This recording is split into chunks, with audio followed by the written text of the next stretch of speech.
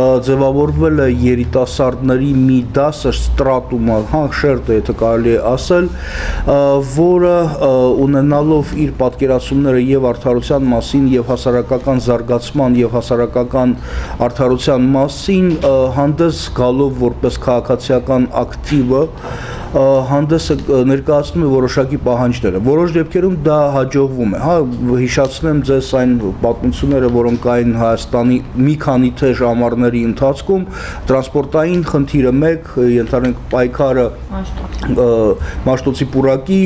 համար, պայքարը կենսաթոշակային բարեփոխումների համար եւ նույն էլեմենտները կապված էլեկտրականության թանկացման հետ անցյալ տարի, այսինքն կա երկու էլեմենտ, մեկ կողմից կա բողոքի էլեմենտը որպես քաղաքական մշակույթի մի մասը քաղաքացիների մոտ, պլյուս դրան ձևավորվել է նոր քաղաքացիական ակտիվը, որը պատրաստ է առիթ ունենալով եւ ունենալով ընդհանուր սոցիալ-տնտեսական բարդ կոնտեքստը, որի մեջ գտնվում է Հայաստանը post-կոնֆլիկտային հասարակություն լինելով եւ ունենալով այս ամբողջ բլոկադան վերջի տարիների ընթացքում, որը կարող է միանշանակորեն եւ ազդում է ընդհանուր սոցիալ-տնտեսական իրավիճակի վրա, ձևավորվում է այս երկու էլեմենտները։ Արդյունքը ստանալով հայտնի որոշումը հանձնաժողովի, կարգավորող հանձնաժողովի, մարդիկ ստացան եւ առիթը պլյուս ընդհանուր կոնտեքստային իրավիճակը։ Դժվար չի եղել երևի պատկերացնել, հասկանալ, որ այս բողոքը ըստ էության կարող է լինի ի արձագանք այն որոշմանը, որը կայացվել է։ Այսինքն դա այդպես ասենք ընդհանուր կոնտեքստային իրավիճակ է։ Եթե նայենք հետագա զարգացումների, մեկ կողմից կար պատրաստականությունը երկխոսության համար իշխանության կողմից, առնվազն երկու առաջարկներ հանդիպել նախագահի հետ, պատրաստականության բացակայությունը, որը կարող է բացատրել մի քանի պատճառներով։ Մեկ կողմից բարդ է գուցե սկզբնական շրջանում եղել ունենալ առանձնացված խումբը, չնայած ակտիվիստները անընդհատ ասում են մենք ինքնակազմակերպվող կառույց ենք եւ վերջի զարգացումները Բաղրամյան պողոտայում ցույց են տալիս, որ այս ինքնակազմակերպվող կառույցը արդեն ունի ղեկավարներ, արդեն ունի դերային բաժանումներ, արդեն ունեն գործառույթնային բաժանումներ, այսինքն արդեն կան մարդիկ, որոնք հետևում են կարգապահությանը, կան մարդիկ, որոնք կարգախոսներն են ներկայացնում, կան մարդիկ, որոնք ամբողջ չեմ ուզում անվանել, այս մարդկանց զանգվածը, որը այնտեղ ներկա է, փորձում են ղեկավարել, կան մարդիկ, որոնք ապահովում են տեխնիկան, եթե ուշադրություն դարձնեք տեխնիկայով հագեցվածությունը միտինգավորների առաջի օրերի ընթացքում շատ պարզ մեգաֆոններ, երեք արդեն կան ավելի ուժեղ դինամիկներ, այսինքն այս զարգացումները այնտեղ կա։ Բնական է, որ ինքնազարգացում եւ ինքնակազմակերպում այնտեղ չի կարող տեղի չունենա այս ընթացքում եւ առաջի արձագանքը ի պատասխան այն պահանջներին, որոնք ներկայացված են եղել վարչապետի կողմից, երբ որ որոշումը, որը կայացվել է, դիտվել է որպես ռացիոնալ, որպես հիմնավորված եւ տեսեք, դրանից հետո էական փոփոխություն այս ակտիվիստների մոտ չի եղել, այսինքն նոր 3 նրանք կարողացել են ձևավորել 3 հիմնական պահանջներ, որոնք կարող են հանդես գալ որպես հիմքը բանակցային գործընթացի համար, բայց տեսնում ենք, որ նախնական շրջանում բանակցային գործընթացի համար կային բավականին հակասող դիրքորոշումներ, մեկ կողմից չի լինելու փոփոխություն, մյուս կողմից պահանջում են կասեցումը, ավելին վերանայել նաև անցյալ տարվա սակագները։ Արդյունքում այն, ինչ որ մենք ունենք այսօր որպես հնարավոր բանակցային էլեմենտը, դա աուդիտի անցկացումը, պոտենցիալ աուդիտի անցկացումը եւ այս աուդիտի անցկացման ժամանակ այստեղ ի հայտ է գալիս հարցը, կասեցվում է հանձնաժողովի որոշումը, թե չէ։ Եթե կասեցվում է, այնտեղ որոշ չափով բավարարվում են միտինգավորների պահանջները, եթե չի կասեցվում, այստեղ արդեն հիմք կա հետագա այդպես գործունեության համար։ Այսօրվա վիճակում մենք փաստորեն խոսում ենք իրական սոցիալական բողոքի մասին, որը ներկա է Բաղրամյան պողոտայում, հիմքը կազմակերպողների հիմնական զանգվածը տվյալ պարագայում ըստ էության հանդես են գալիս երիտասարդները, եթե նայենք սոցիալական կազմը, դա մեծամասնության երիտասարդությունը միջին տարիքը երևի լինելու է 20-25-ի ինչ-որ արանքում, երևի ուշադրություն եք դարձել, այնտեղ կան երևի նաև դպրոցականներ, բարձր դասարանցիները, որը մի քիչ կարող է բարդացնի իրավիճակը, բայց բոլոր դեպքերում հիմքը դա երիտասարդությունը,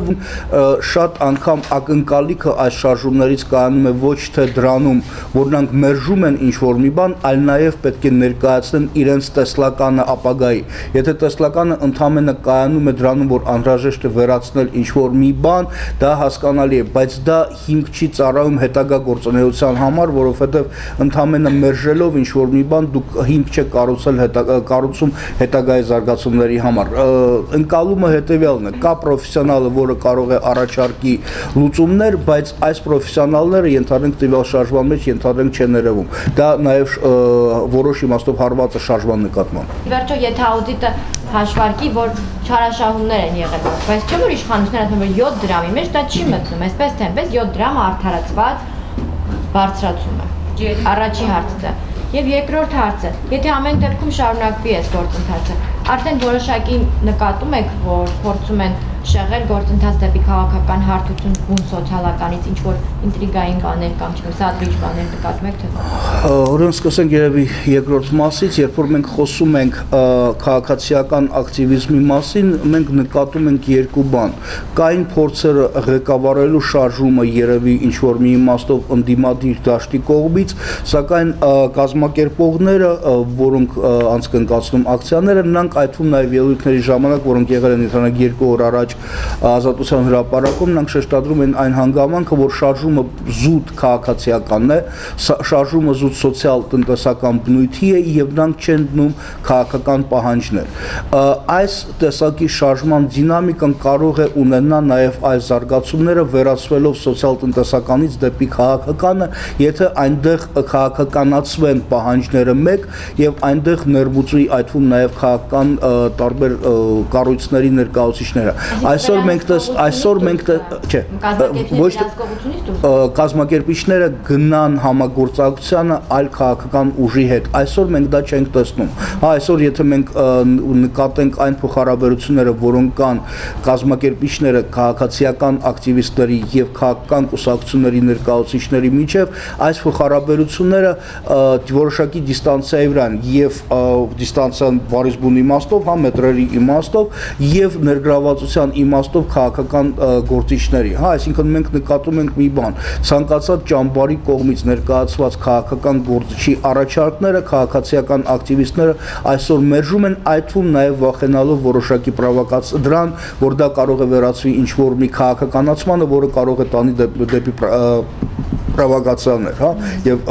կստիպի գնալ այլ քայլերին այդում նաև իշխանությանը։ Նրանք այսօր դիտարկում են դա որպես սոցիալական բողոք, սոցիալական պրոտեստ, ոչ այդքան կոնվենցիոնալ ձևով, այսինքն բողոքը տվյալ դեպքում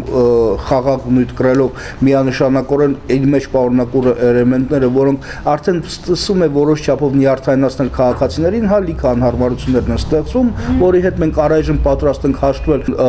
որոշումը արդյոք կասեցվելու է, եթե նշանակվելու է միջազգային աուդիտը, թե աուդիտի անցկացման ժամանակ գործելու է ենթադրենք այն որոշումը, որը կայացված է, որը ուժի մեջ է մտնելու օգոստոսի 1-ից, սակայն աուդիտի որոշումից հետո կարող է կայացվի հանձնաժողովի կողմից նոր տարբերակ սակագների վերաբերյալ։ Կարելի է ենթադրել երկու տարբերակ, մեկ տարբերակը նշանակվում է աուդիտը եւ աուդիտի նշանակման պայմաններում հանձնաժողովը ժամանակավորապես կասեցնում է սեփական որոշումը, տարբերակ B միայն աուդիտի արդյունքների հրապարակումից հետո հանձնաժողովը վերանայում է սեփական որոշումը։ Եվ այստեղ կա իհարկե երկու էլեմենտ։ Մեկ էլեմենտը կայանում է դրանում, որ բնականաբար կան օբյեկտիվ պայմանները, որոնք եւ պատճառները, որոնցով կարող է բացատրված լինի սակագնի բարձրացումը, բայց դրա հետ զուգահեռ, այսինքն մեծամորի վերանորոգումը, սակավաթիվ ջրային թիվը եւ այլն, դրամային հարցը ես չգիտեմ ինչքանով է, բայց այս երկուսը միանշանակորեն կարող են ազդել, բայց դրա հետ զուգահեռ ոչ մեկը չի թաքցնում, որ եւ բոլորը հասկանում, որ այնտեղ կային միսմենեջմենտի խնդիրները, այնտեղ կային խնդիրները, որոնք